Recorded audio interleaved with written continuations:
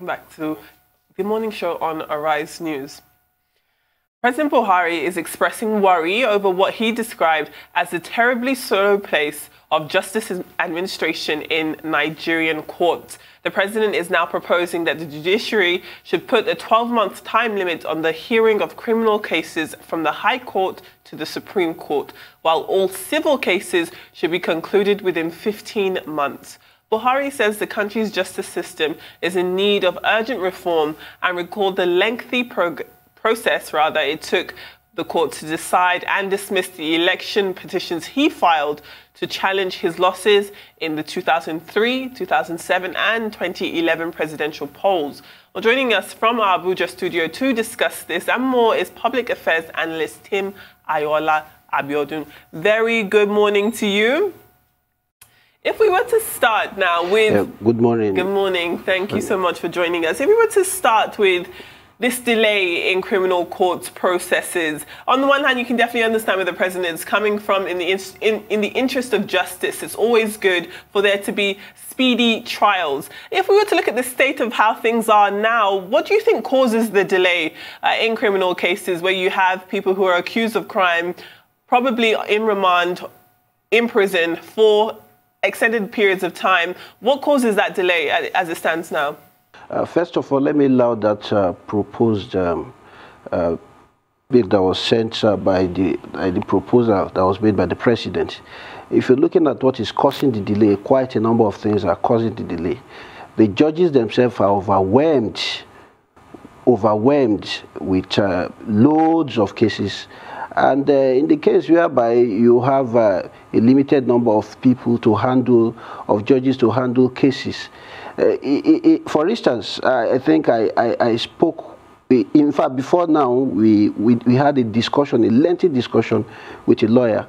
And I was asking him, I said, in your own view, what do you think can be done to actually limit the number? I never knew that this proposal would come into play. If you see, number one, you can't blame the judges, because when you are overwhelmed, there is a limit to what you can attend to. Because if there's no way, because right now, if you look at it critically, there's no way that can be fast-tracked without possibly constitution amendment.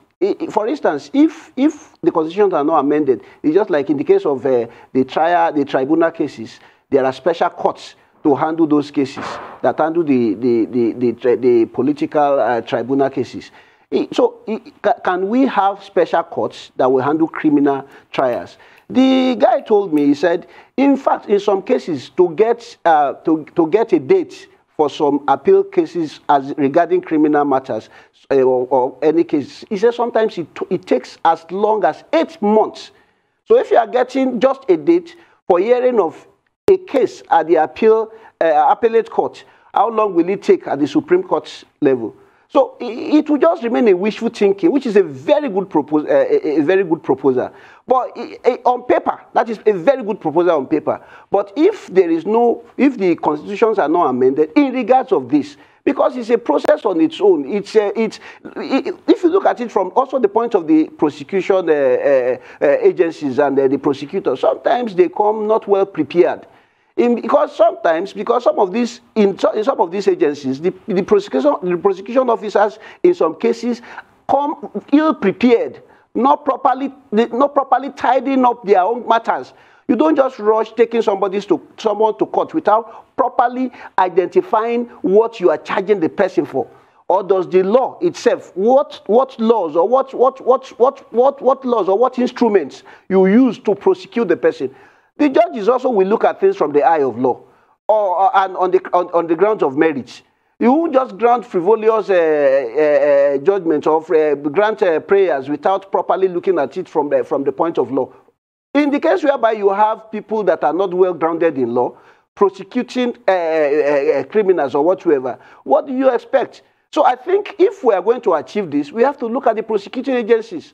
People that will be responsible, people that will prosecute, people that will stand as prosecution officers would be people that have a background in law, not necessarily fully lawyer, but maybe LLB in law, or there should be room to train these people in law.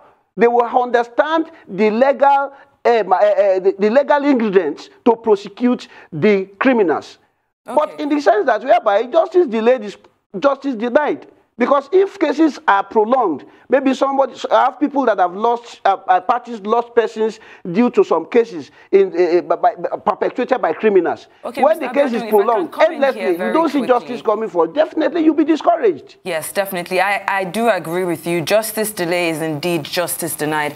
And I know that, you know, everybody, you do say that it's just not the judiciary that has a role to play. But before we shift the blame from the judiciary, I mean, we're looking at speedy dispensation of court cases, multiple and conflicting court orders that are making a mockery of the judicial process. The president himself referenced at least 8 conflicting court orders that were made by different judges within 6 weeks during the recent leadership crisis that rocked the All Progressives Congress. So before you take the blame off the judiciary, what do you have to say about this?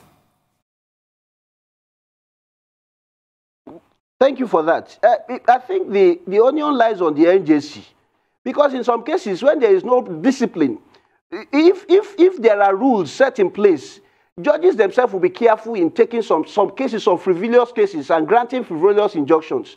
We've had cases in those matters whereby sometimes we just get in the quagmire because a judge gave an order or a judgment, another one gives another counter. That is a fact. It has happened within a period in some political matters, especially. You wouldn't see that. You wouldn't see conflicting judgments regarding criminal matters in most cases. It is political matters that you see conflicting judgment. This judgment, this one, counter judgment, this. So in most cases, you see in that, you and I can't do much about it. The responsibility is on the NJC. The president can complain about it, but even if he complains and he said, okay, something should be done, even the masses will start shouting. He wants to, the presidency, the executive want to interfere in the judiciary. There will be noise and there will be a lot of gainsaying. But if the judiciary themselves does not sit down, especially the governing body, the regulatory body, it is their own responsibility to look into this frivolous judgment and orders and counter orders given by judges. If there are sanctions, given to one or two certain judges, given to some judges, some which there will be changes. People will sit up. But where there is no sanction, where there is no discipline, definitely you should expect more of that in time to come. If the agency should look at it, the judiciary should look into it properly and do something about it. The president can talk about it, but nothing much can be done if the judiciary themselves or the regulatory agency cannot sit down and say, this must stop. Something must be done. Because definitely the judiciary is gradually becoming a laughing stock. Sure. President Buhari said that in his own experience with these delays, there are very many problematic parts of this, because when he talked about the 3 different protests he made in terms of the presidential polls that he did in fact lose, there were huge delays in that. As a matter of fact, he did end up losing all 3, but had he won even one of those challenges, that would mean that you would have had somebody in office without them having the right to be there. As a result, we know that consequently, election cases have to be wrapped up, or should be wrapped up within 6 to 8 months, which on the one hand is a good thing. But if we now reverse back to criminal courts, if we can accept the president's argument in saying that we have to make sure that political challenges are done correctly so that the correct person is occupying office, for people who are on remand in prison, waiting years for their own days in court, what happens if they are in fact innocent of the crime that they've been convicted of, but they've spent 2 to 3 years on remand in prison? What happens to them there? Because if they are found guilty, you'd assume that time spent in prison would be taken off of the conviction and the sentence that they're given. But for people who are in fact innocent of the crimes against them and are found innocent, what happens to them and all of the time that they would have wasted in the judicial system? There are a lot of people that even have spent 4 or 5 years on a waiting trial list. It's not news. I read the story of a woman some time ago that died in prison waiting to be prosecuted, waiting to be tried. She died in the process. There are a lot of innocent people. For us to actually achieve the fast track as the president has proposed, which is a welcome development, there are a lot of things to be put in place. There are a lot of things to be done. Because if those things are not done, if those things are not attended to, it will just be a wishful thinking on paper. Because number one, if you look at the loads of cases in front of the judges, we can't achieve anything. We just talk about it, and after a while, it dies down. If that is not looked into, how do we properly equip the judges, empower them also to fast track? Or in the case of the judicial the tribunal you talked about, the political tribunal you talked about, just like we have special courts to handle them, then possibly you can just propose special courts to handle criminal matters.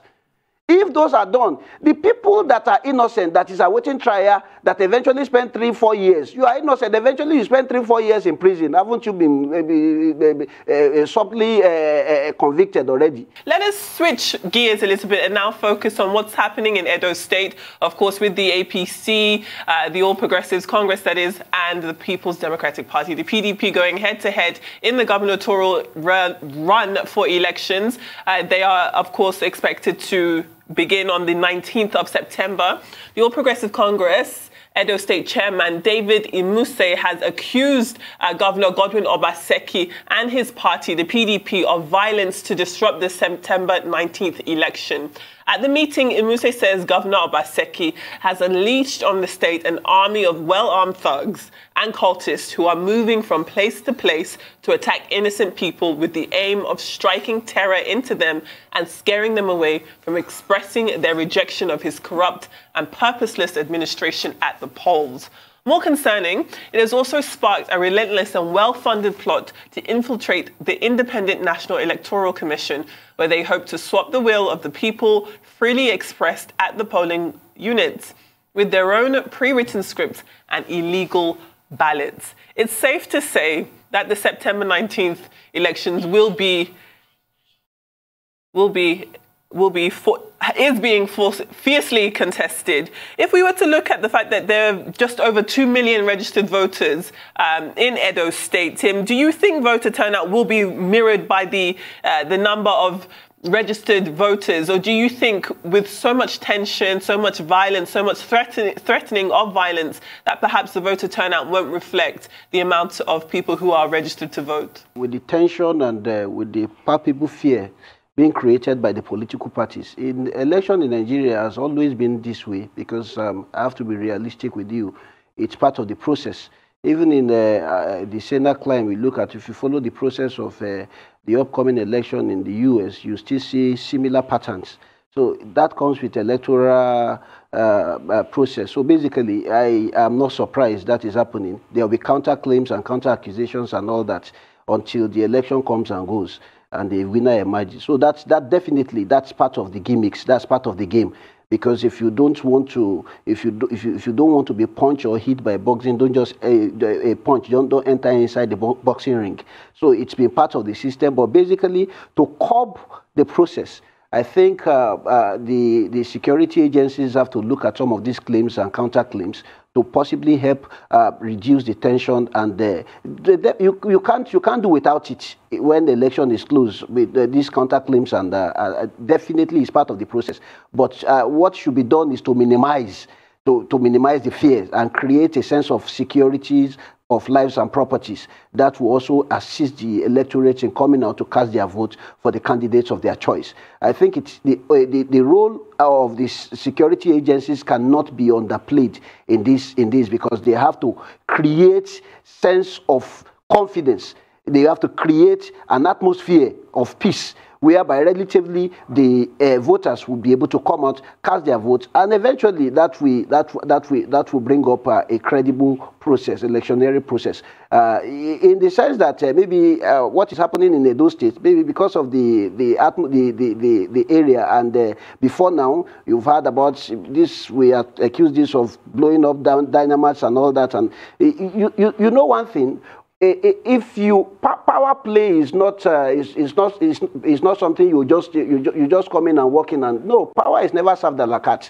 You have to fight for it. So that is the race between the both parties. Even some supporters that are not sent on certain errand. They go create fears. I don't know if you've attended political rallies, which I've done. So you go to political rallies with fear. The supporters from this party create fears to the other ones and all that. So if you're talking about maybe what can be done to reduce the tension being created, the atmosphere, I think the security agency has a role to play. They should, just like the chairman of APC said, that if there are sanctions, APC and PDP, when they know that there are sanctions that will be meted out to erring parties that found wanting or with possession of arms and ammunition, people with disease from committing crime. Though you can't, some definitely you can't go without finding people that will still err or that will still disobey or not abide by the instruction. So definitely that is expected. But it will reduce the casualties. It will reduce the numbers of